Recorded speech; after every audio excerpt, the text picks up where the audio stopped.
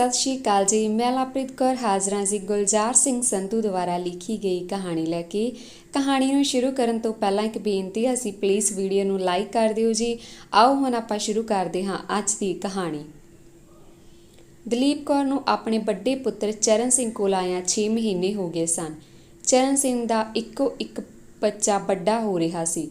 माँ ने प्रसूति छुट्टी कट के अपने दफ्तर हाज़र होना सी। बच्चे नूं साਂਭਣ ਦਾ ਕੰਮ ਦਲੀਪ ਕੌਰ ਹੀ ਕਰ ਸਕਦੀ ਸੀ। ਬਾਪ ਵੀ ਨੌਕਰੀ ਕਰਦਾ ਸੀ।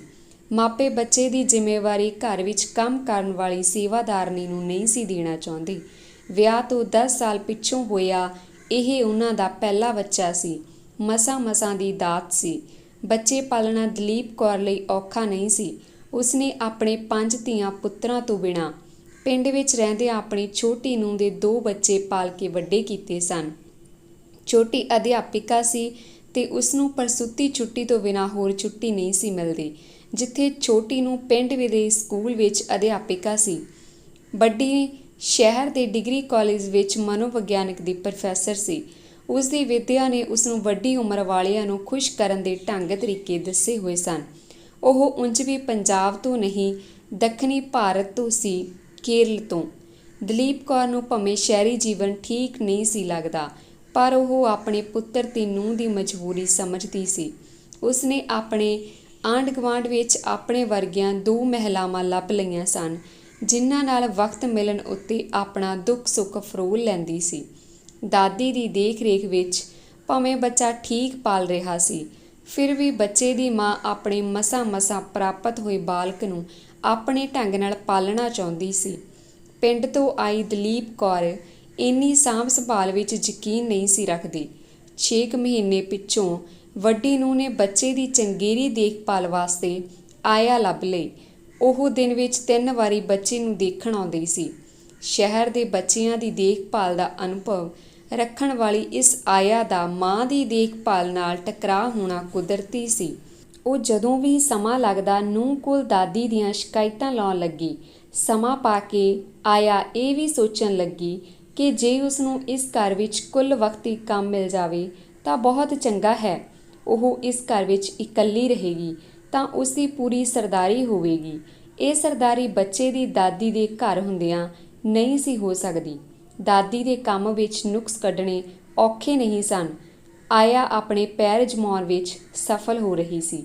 ਘਰ ਵਿੱਚ ਜਿਉਂ-ਜਿਉਂ ਆਇਆ ਦੇ ਪੈਰ ਜੰਮਣੇ ਸਨ, ਦਾਦੀ ਦੇ ਉਖੜਨੇ ਹੀ ਸਨ।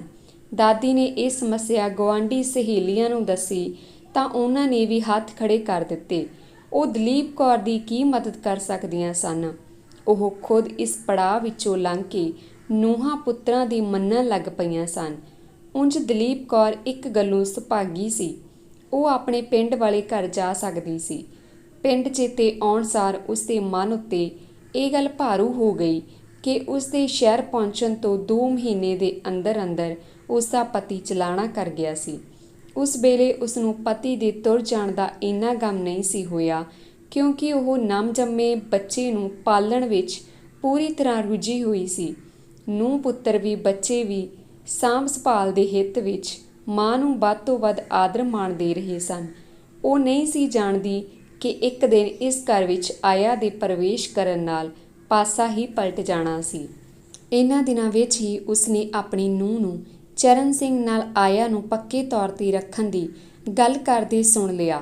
ਇਸ ਗੱਲਬਾਤ ਵਿੱਚ ਭਾਵੇਂ ਦਲੀਪ ਕੌਰ ਦਾ ਕੋਈ ਜ਼ਿਕਰ ਨਹੀਂ ਸੀ, ਪਰ ਉਹ ਜਾਣਦੀ ਸੀ ਕਿ ਆਇਆ ਦੇ ਰਾਤ ਦਿਨ ਘਰ ਰਹਿਣ ਦੀ ਸੂਰਤ ਵਿੱਚ ਇਸ ਘਰ ਵਿੱਚ ਉਸਦੀ ਹੋਂਦ ਫਾਲਤੂ ਹੋ ਜਾਣੀ ਸੀ। ਇਹ ਗੱਲ ਮਨ ਵਿੱਚ ਆਉਂਦੇ ਸਾਰ ਉਹ ਆਪਣੇ ਪਿੰਡ ਵਾਲੇ ਘਰ ਪਿਛਲੇ 1 ਸਾਲ ਵਿੱਚ ਆਈ ਤਬਦੀਲੀ ਬਾਰੇ ਸੋਚਣ ਲੱਗੀ। ਹੁਣ ਉੱਥੇ ਨਾ ਉਹਦਾ ਪਤੀ ਸੀ ਤੇ ਨਾ ਉਹ ਆਪ। ਨਿਸ਼ਚੇ ਹੀ ਉਸ ਘਰ ਹੁਣ ਉਸਦੀ ਛੋਟੀ ਨੂੰਹ ਦੀ ਸਰਦਾਰੀ ਸੀ। ਉਹ ਇਹ ਵੀ ਜਾਣਦੀ ਸੀ ਕਿ ਉਸਦੇ ਛੋਟੇ ਪੁੱਤਰ ਨੂੰ ਅਜਿਹੀ ਸਰਦਾਰੀ ਦਾ ਕੋਈ ਸ਼ੌਂਕ ਨਹੀਂ ਸੀ। ਸਹੁਰੇ ਦੇ ਅਕਾਲ ਚਲਾਣੇ ਤੋਂ ਪਿੱਛੋਂ ਘਰ ਦੀ ਸਾਰੀ ਜ਼ਿੰਮੇਵਾਰੀ ਛੋਟੀ ਨੂੰਹ ਨੇ ਸੰਭਾਲ ਲਈ ਸੀ। ਦਾਣਾ ਫੱਕਾ, ਦੁੱਧ ਦਹੀਂ ਤੇ ਘੀ ਸ਼ੱਕਰ ਖੁਦ ਹੀ ਸਾਂਭਦੀ ਸੀ। ਭਲੇ ਸਮਿਆਂ ਵਿੱਚ ਇਹਨਾਂ ਵਸਤਾਂ ਦੀ ਮਾਲਕ ਦਲੀਪ ਕੌਰ ਸੀ। ਉਸ ਦਾ ਪਤੀ ਭਾਰਤੀ ਸੈਨਾ ਵਿੱਚ ਨੌਕਰ ਹੋਣ ਕਾਰਨ ਸਾਲ ਵਿੱਚੋਂ ਕੇਵਲ ਉਦੋਂ ਹੀ ਘਰ ਆਉਂਦਾ ਜਦੋਂ ਉਸਨੂੰ ਛੁੱਟੀ ਮਿਲਦੀ ਸੀ।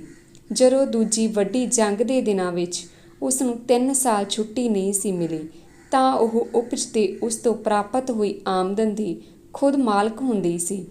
ਪਿੰਡ ਦੀਆਂ ਬਾਕੀ ਮਹਿਲਾਵਾਂ ਦੀ ਹਾਲਤ ਉਹਦੇ ਵਾਲੀ ਨਹੀਂ ਸੀ। ਉਹਨਾਂ ਵਿੱਚੋਂ ਬਹੁਤੀਆਂ ਘਰ ਦੇ ਦਾਣੇ ਤੇ ਘੀ ਚੋਰੀ ਵੇਚ ਕੇ ਕੁਝ ਪੈਸੇ ਆਪਣੀ ਮਰਜ਼ੀ ਨਾਲ ਵਰਤਣ ਲਈ ਛੁਪਾ ਕੇ ਰੱਖਦੀਆਂ ਸਨ। ਵੱਡੀ ਨੂੰਹ ਦੀ ਚਰਨ ਸਿੰਘ ਨਾਲ ਹੋਈ ਗੱਲਬਾਤ ਨੇ ਉਸ ਨੂੰ ਉਦਾਸ ਕਰ ਦਿੱਤਾ ਸੀ। ਹੁਣ ਉਸ ਨੂੰ ਸ਼ਹਿਰ ਵਾਲਾ ਘਰ ਛੱਡ ਕੇ ਆਪਣੇ ਪਿੰਡ ਵਾਲੇ ਘਰ ਜਾਣਾ ਪੈ ਸਕਦਾ ਸੀ। ਉਸ ਘਰ ਜਿੱਥੇ ਸਾਲ ਭਰ ਗੈਰ ਹਾਜ਼ਰ ਰਹਿਣ ਕਾਰਨ ਉਸ ਦੀ ਛੋਟੀ ਨੂੰਹ ਪੂਰੀ ਤਰ੍ਹਾਂ ਕਾਬਜ਼ ਹੋ ਚੁੱਕੀ ਸੀ। ਉਸ ਦਿਨ ਜਦੋਂ ਨੂੰਹ ਦਫ਼ਤਰੋਂ ਘਰ ਆਈ ਤਾਂ ਬੱਚਾ ਮੂੰਹ ਵਿੱਚ ਪਾਇਆ ਨਿੱਪਲ ਚੂਸ ਰਿਹਾ ਸੀ। ਨੂੰਹ ਨੇ ਬੱਚੇ ਦੇ ਮੂੰਹ ਵਿੱਚੋਂ ਨਿੱਪਲ ਕੱਢ ਕੇ ਇੱਕ ਪਾਸੇ ਵਗਾ ਮਾਰਿਆ ਤੇ ਦਲੀਪ ਕੌਰ ਵੱਲ ਏਦਾਂ ਘੂਰ ਕੇ ਦੇਖਿਆ ਜਿਵੇਂ ਉਸਨੇ ਬੱਚੇ ਦੇ ਮੂੰਹ ਵਿੱਚ ਜ਼ਹਿਰੀਲੀ ਚੀਜ਼ ਦੇ ਰੱਖੀ ਸੀ। ਨੂੰਹ ਦਾ ਮੱਤ ਸੀ ਕਿ ਨਿੱਪਲ ਚੂਸਣ ਦੀ ਆਦਤ ਪੈ ਗਈ ਤਾਂ ਬੱਚੇ ਦੇ ਦੰਦ ਨਿਕਲਣ ਸਮੇਂ ਉਸਦੇ ਦੰਦ ਉੱਚੇ ਹੋ ਜਾਣਗੇ ਤੇ ਉਹ ਵੇਖਣ ਨੂੰ ਕਰੂਪ ਹੋ ਜਾਵੇਗਾ। ਇਹ ਗੱਲ ਤਾਂ ਦਲੀਪ ਕੌਰ ਵੀ ਜਾਣਦੀ ਸੀ, ਪਰ ਅੱਜ ਵਾਲੀ ਨਿਰਾਸ਼ਤਾ ਕਾਰਨ ਉਹ ਬੱਚੇ ਵੱਲ ਧਿਆਨ ਨਹੀਂ ਸੀ ਦੇ ਸਕੀ। ਜੇ ਤੁਹਾਡਾ ਇਸ ਘਰ ਵਿੱਚ ਜੀ ਨਹੀਂ ਲੱਗਦਾ ਤੇ ਪਿੰਡ ਵਾਲਾ ਘਰ ਵਧੇਰੇ ਚੇਤਾ ਆਉਂਦਾ ਹੈ ਤਾਂ ਮੈਂ ਤੁਹਾਨੂੰ ਉੱਥੇ ਹੀ ਛੱਡ ਆਉਂਦੀ ਹਾਂ। ਨੂੰਹ ਦੇ ਇਸ ਵਾਕ ਨੇ ਸੱਸ ਦੇ ਪੈਰਾਂ ਥੱਲਿਓਂ ਧਰਤੀ ਖਿੱਚ ਲਈ। ਨਿਸ਼ਚੇ ਹੀ ਉਹ ਘੜੀ ਨੇੜੇ ਆ ਗਈ ਸੀ ਜਿਸ ਦਾ ਉਸ ਨੂੰ ਡਰ ਸੀ। ਉਸ ਦੇ ਕੰਨਾਂ ਵਿੱਚ ਨੂੰਹ ਅਤੇ ਚਰਨ ਸਿੰਘ ਦੀ ਸਵੇਰ ਵਾਲੀ ਘੁਸਰ ਮੁਸਰ ਵੀ ਗੂੰਜਣ ਲੱਗੀ। ਦਲੀਪ ਕੌਰ ਆਪਣੇ ਚਿਹਰੇ ਦੀ ਨਮੋਸ਼ੀ ਛੁਪਾਉਣ ਵਾਸਤੇ ਬੱਚੇ ਕੋਲੋਂ ਉੱਠ ਕੇ ਆਪਣੇ ਕਮਰੇ ਵਿੱਚ ਚਲੀ ਗਈ। ਉਸ ਨੂੰ ਹੁਣ ਪੱਕਾ ਯਕੀਨ ਹੋ ਗਿਆ ਸੀ ਕਿ ਉਹਦੇ ਲਈ ਇਸ ਘਰ ਵਿੱਚ ਕੋਈ ਥਾਂ ਨਹੀਂ। ਇਹ ਵੀ ਕਿ ਆਪਣੇ ਵੱਡੇ ਪੁੱਤਰ ਦਾ ਬੱਚਾ ਪਾਲਣ ਦੇ ਸ਼ੌਂਕ ਵਿੱਚ ਉਹ ਆਪਣਾ ਪਿੰਡ ਵਾਲਾ ਘਰ ਗਵਾ ਬੈਠੀ ਸੀ। 1 ਸਾਲ ਲੰਘਣ ਨਾਲ ਉਸ ਘਰ ਉੱਤੇ ਉਸ ਦਾ ਰਹਿੰਦਾ ਖੂੰਦਾ ਹੱਕ ਵੀ ਜਾਂਦਾ ਰਿਹਾ ਸੀ। ਖੇਤੀ ਦੀ ਉਪਜ ਤੋਂ ਆਉਣ ਵਾਲੀ ਆਮਦਨ ਵਿੱਚੋਂ ਉਸ ਨੂੰ ਜੋ ਕੁਝ ਮਿਲ ਸਕਦਾ ਸੀ ਮੰਗ ਕੇ ਲੈਣਾ ਪੈਣਾ ਸੀ। ਆਪਣਿਆਂ ਦੀ ਸੇਵਾ ਕਰਨ ਵਾਸਤੇ ਵੀ ਛੋਟੀ ਨੂੰਹ ਦੇ ਮੂੰਹ ਵੱਲ ਤੱਕਣਾ ਪੈਣਾ ਸੀ। ਹੁਣ ਉਹਦੇ ਵਾਸਤੇ ਵਾਪਸ ਆਪਣੇ ਪਿੰਡ ਵਾਲੇ ਘਰ ਜਾਣਾ ਇੰਨਾ ਔਖਾ ਲੱਗ ਰਿਹਾ ਸੀ ਕਿ ਉਸ ਨੂੰ ਆਪਣੀ ਵੱਡੀ ਨੂੰਹ ਦੀਆਂ ਚੰਗੀਆਂ ਗੱਲਾਂ ਚੇਤੇ ਆਉਣ ਲੱਗੀਆਂ। ਪਹਿਲੇ ਹੀ ਦਿਨ ਆਪਣਾ ਬੱਚਾ ਉਸ ਨੂੰ ਸੰਭਾਲ ਕੇ ਜਾਣ ਲੱਗਿਆ ਵੱਡੀ ਨੂੰਹ ਨੇ ਉਸ ਦੀ ਤਲੀ ਉੱਤੇ ਜਿਹੜਾ 100 ਰੁਪਏ ਦਾ ਨੋਟ ਰੱਖਿਆ ਸੀ ਉਹ ਮੁੜ ਚੇਤੇ ਆ ਰਿਹਾ ਸੀ। ਖਾਸ ਕਰਕੇ ਉਸ ਦਾ ਇਹ ਕਹਿਣਾ, ਮੈਂ ਕੇਰਲ ਦੇ ਕਾਮਰੇਡਾਂ ਦੀ ਧੀ ਹਾਂ, ਕਿਸੇ ਧਰਮ ਅਸਥਾਨ ਨੂੰ ਨਹੀਂ ਪੂਜਦੀ, ਪਰ ਆਪਣਾ ਦਸਵੰਧ ਕੱਢ ਰਹੀ ਹਾਂ। 1,500 ਰੁਪਏ ਮਹੀਨਾ ਕਮਾ ਰਹੀ ਨੂੰਹ ਲਈ 100 ਰੁਪਇਆ ਦੇਣਾ ਕੋਈ ਔਖਾ ਨਹੀਂ ਸੀ। ਦਸਵੰਧ ਇੱਕੋ ਇੱਕ ਸ਼ਬਦ ਸੀ ਜਿਹੜਾ ਕਿਸੇ ਕਾਰਨ ਪਹਿਲੇ ਦਿਨ ਤੋਂ ਹੀ ਉਸ ਦੀ ਨੂੰਹ ਨੂੰ ਭਾ ਗਿਆ ਸੀ। ਉਹ ਭਾਵੇਂ ਰਹੂ ਰੀਤਾਂ ਨਹੀਂ ਸੀ ਮੰਨਦੀ, ਪਰ ਉਸ ਨੂੰ ਸਿੱਖੀ ਮਰਿਆਦਾ ਅਨੁਸਾਰ ਦਸਵੰਧ ਕੱਢਣ ਦੀ ਰੀਤ ਚੰਗੀ ਲੱਗੀ ਸੀ। ਉਸ ਨੂੰ ਇਸ ਸ਼ਬਦ ਦੀ ਵਰਤੋਂ ਕਰਨੀ ਵੀ ਚੰਗੀ ਲੱਗਦੀ ਸੀ। ਉਹ ਹਰ ਮਹੀਨੇ ਦਲੀਪ ਕੌਰ ਨੂੰ ਇਹ ਪੈਸੇ ਦੇਣ ਸਮੇਂ ਇਹਨਾਂ ਨੂੰ ਦਸਵੰਧ ਕੱਢਣਾ ਕਹਿੰਦੀ ਹੁੰਦੀ ਸੀ। ਦਲੀਪ ਕੌਰ ਇਸ ਨੂੰ ਹਰ ਮਹੀਨੇ ਮਿਲਦੀ ਪੈਨਸ਼ਨ ਕਹਿੰਦੀ ਸੀ। ਪਿੰਡ ਨੂੰ ਵਾਪਸ ਜਾਣ ਦਾ ਖਿਆਲ ਆਉਂਦਿਆਂ ਉਸ ਨੂੰ ਵੱਡੀ ਨੂੰ ਹੋਰ ਵੀ ਚੰਗੀ ਲੱਗ ਰਹੀ ਸੀ। ਉਸ ਦਾ ਕਾਮਰੇਡਾਂ ਦੀ ਧੀ ਹੋਣਾ, ਖਾਸ ਕਰਕੇ ਆਪਣਾ ਦਸਵੰਧ ਕਿਸੇ ਪੂਜ ਸਥਾਨ ਦੀ ਥਾਂ ਆਪਣੀ ਸੱਸ ਲਈ ਕੱਢਣਾ ਕੋਈ ਛੋਟੀ ਗੱਲ ਨਹੀਂ ਸੀ ਜਿਸ ਨੂੰ ਦਲੀਪ ਕੌਰ ਪੈਨਸ਼ਨ ਕਹਿੰਦੀ ਸੀ। ਪਹਿਲੇ ਦਿਨ ਤਾਂ ਦਲੀਪ ਕੌਰ ਨੂੰ ਇਹ ਪੈਸੇ ਬਹੁਤ ਓਪਰੇ ਜਾਪੇ ਸਨ, ਪਰ ਜਦੋਂ ਹਰ ਮਹੀਨੇ ਮਿਲਣ ਲੱਗੇ ਤਾਂ ਉਸ ਨੂੰ ਚੰਗੇ ਲੱਗਣ ਲੱਗ ਪਏ। ਇਸ ਪੈਨਸ਼ਨ ਨੇ ਉਸ ਨੂੰ ਉਹਨਾਂ ਨੂੰਹਾਂ ਧੀਆਂ ਦੇ ਬਰਾਬਰ ਕਰ ਦਿੱਤਾ ਸੀ ਜਿਨ੍ਹਾਂ ਦੀ ਵੱਧੀ ਤਨਖਾਹ ਉੱਤੇ ਉਸ ਨੂੰ ਰਸ਼ਕ ਆਉਂਦਾ ਸੀ।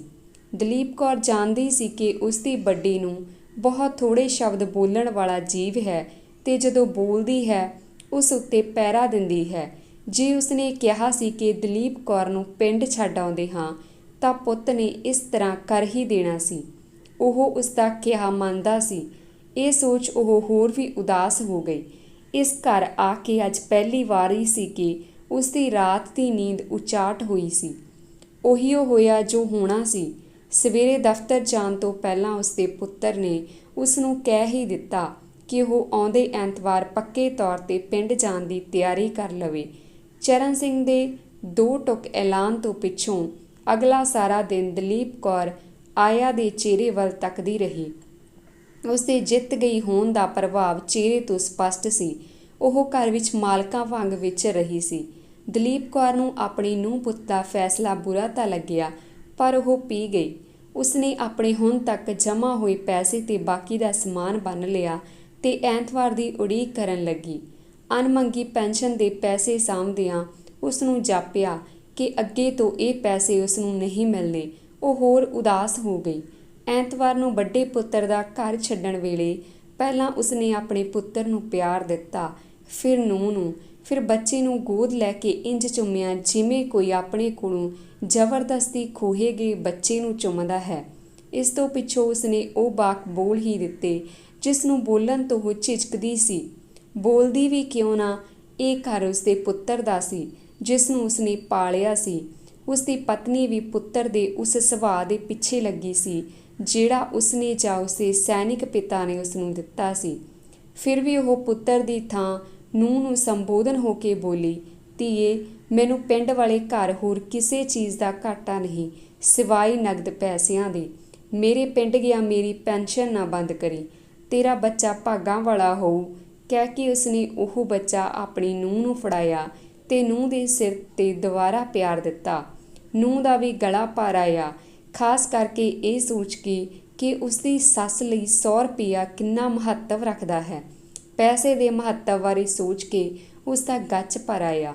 ਮਨੋਵਿਗਿਆਨ ਦੀ ਵਿੱਦਿਆ ਅਤੇ ਪੈਸੇ ਲਈ ਤਰਲੇ ਲੈਂਦੇ ਕਈ ਹੋਰ ਬਜ਼ੁਰਗਾਂ ਤੋਂ ਜਾਣੂ ਹੋਣ ਕਾਰਨ ਉਹ ਇਸ ਦਾ ਮਹੱਤਵ ਆਮ ਲੋਕਾਂ ਨਾਲੋਂ ਵੱਧ ਜਾਣਦੀ ਸੀ। ਚਿੰਤਾ ਨਾ ਕਰੋ ਮਾਤਾ ਜੀ, ਜੇ ਇਕੱਠੇ ਲੈਣੇ ਹਨ ਤਾਂ ਹੁਣੇ ਲੈ ਲਵੋ, ਨਹੀਂ ਤਾਂ ਹਰ ਮਹੀਨੇ ਪਹੁੰਚ ਜਾਇਆ ਕਰਨਗੇ। ਕਹਿ ਕੇ ਉਸਨੇ ਪਰਸ ਆਪਣੀ ਸੱਸ ਵੱਲ ਵਧਾਇਆ। ਉਹ ਜਾਣਦੀ ਸੀ ਕਿ ਉਸਦੀ ਸੱਸ ਦਿਲ ਦੀ ਮਾੜੀ ਨਹੀਂ ਸੀ, ਉਹ ਤਾਂ ਕੇਵਲ ਹਾਲਤ ਦੀ ਸ਼ਿਕਾਰ ਸੀ, ਪੀੜੀ ਪਾੜੇ ਦੀ। ਮੈਨੂੰ ਕੋਈ ਬੇਤਵਾਰੀ ਹੈ ਧੀਏ, ਤੁਸੀਂ ਜਿਉਂਦੇ ਵਸਦੇ ਰਹੋ। ਕਹਿ ਕੇ ਦਲੀਪ ਕੌਰ ਨੇ ਨੂੰਹ ਦਾ ਪਰਸ ਸੱਜੇ ਹੱਥ ਨਾਲ ਪਰੇ ਕਰਦਿਆਂ ਆਪਣੀ ਨੂੰਹ ਅਤੇ ਪੋਤਰੇ ਨੂੰ ਇੱਕ ਵਾਰੀ ਫਿਰ ਪਿਆਰ ਦਿੱਤਾ ਤੇ ਨੇੜੇ ਖਲੋਤੀ ਆਇਆ ਵੱਲ ਮੂੰਹ ਕੀਤੇ ਬਿਨਾਂ ਬਾਹਰ ਖੜੀ ਕਾਰ ਵੱਲ ਤੁਰ ਪਈ। ਪੁੱਤਰ ਦੀ ਕਾਰ ਵਿੱਚ ਆਪਣੇ ਪਿੰਡ ਨੂੰ ਜਾਂਦਿਆਂ ਉਸਦੇ ਮਨ ਵਿੱਚ ਵੱਡੀ ਨੂੰਹ ਦੀ ਚੰਗਿਆਈ ਘੁੰਮ ਰਹੀ ਸੀ। ਉਹ ਜਾਣਦੀ ਸੀ ਕਿ ਨੂੰਹ ਬਚਨਾਂ ਦੀ ਪੱਕੀ ਹੈ। ਉਸਦੇ ਬੋਲਾਂ ਨੇ ਦਲੀਪ ਕੌਰ ਲਈ ਪਿੰਡ ਵਾਲਾ ਘਰ ਓਨਾ ਹੀ ਪਿਆਰਾ ਬਣਾ ਦਿੱਤਾ ਜਿੰਨਾ ਉਸਦੇ ਪਤੀ ਦੇ ਜੀਵਤ ਹੁੰਦਿਆਂ ਸੀ। ਖਾਣ ਪਹਿਨਣ ਦੀ ਥਾਂ ਪਹਿਲਾਂ ਵੀ ਕੋਈ ਦਿੱਕਤ ਨਹੀਂ ਸੀ। ਫੁਟਕਲ ਖਰਚਿਆਂ ਲਈ ਛੋਟੇ ਨੂੰਹ ਪੁੱਤ ਦੇ ਹੱਥਾਂ ਵੱਲ ਵੇਖਣ ਦੀ ਲੋੜ ਨਹੀਂ ਸੀ ਰਹੀ।